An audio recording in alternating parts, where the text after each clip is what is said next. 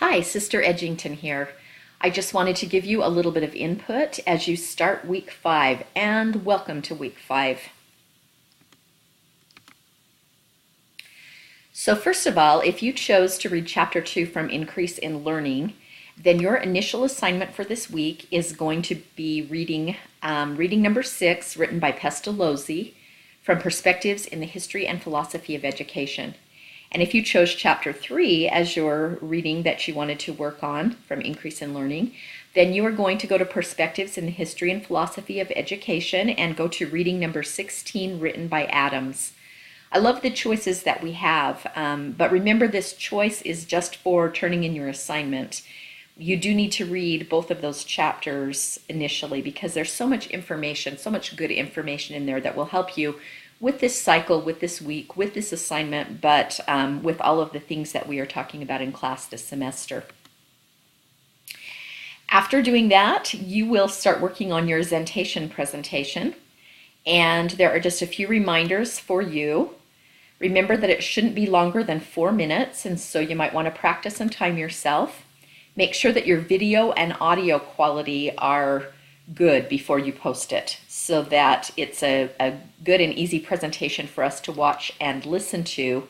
And then also be aware of what you're doing with your hands and what's going on in the background. Is it distracting to your audience? I appreciate the presentations that you have turned in. I know that first one is a little bit hard. You kind of don't know what to expect. It's kind of nerve-wracking to post yourself talking to your classmates, but you did a wonderful job. Thank you so much, and I appreciate all of the input and positive support that you gave to each other as you posted comments afterward. So again, another presentation. We're going to be doing this for each cycle. It's just a great way for us to practice teaching, and we are practicing teaching what we have learned ourselves through our own research and what we have learned from our peers, the input that they have given us during this last cycle. So thank you for your good efforts, and good luck with this one for this week. Also, you're going to be turning in some more, an addition to your concept map. This week, specifically, I would like you to add some color. And so what I want you to do is add your new learning and then identify each thing that you add as either a doctrine, a principle, or a tool from what we have been reading in Elder Bednar's book. I also need you to add a key so that we can see which color represents doctrine, which color represents principle, which color represents tool, and you can choose whatever color you want.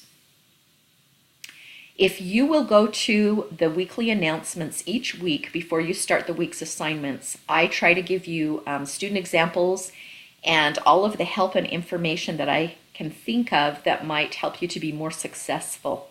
So if you will do that, it will be a big help to you. And I can tell as I field questions that some of you are not reading those announcements, because if you would have read them, you would already have the answer to your questions. However, I know that I don't cover everything. I don't cover every single question that you might have. So please feel free to continue asking questions.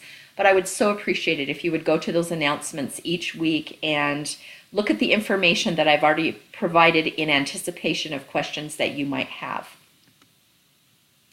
As far as the rest of your map goes, you can label it and color code it however you would like, or not. You don't have to color code everything. But for this week, you do need to color code your doctrines, principles, and tools that you have added just for this week, and add a key. And hopefully you're beginning to notice how all of the ideas and concepts in the Ed 200 course are connected, how they are coming together, and this will continue throughout the course. So be creative and have fun with this. Here is just an example. This is also in the weekly announcements.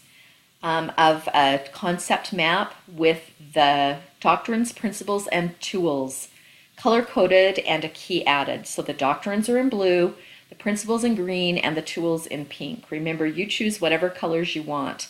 And I am not going to go through and grade whether I think that you have correctly labeled the doctrines, principles, or tools. This is your concept map.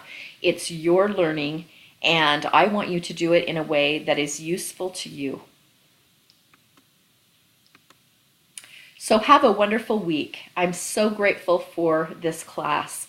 We have gotten off to such a good start, and I appreciate the things that I am learning from you. I look forward to continuing a great semester with you, and so have a great week, and thanks for all of your help and support of me and of your peers.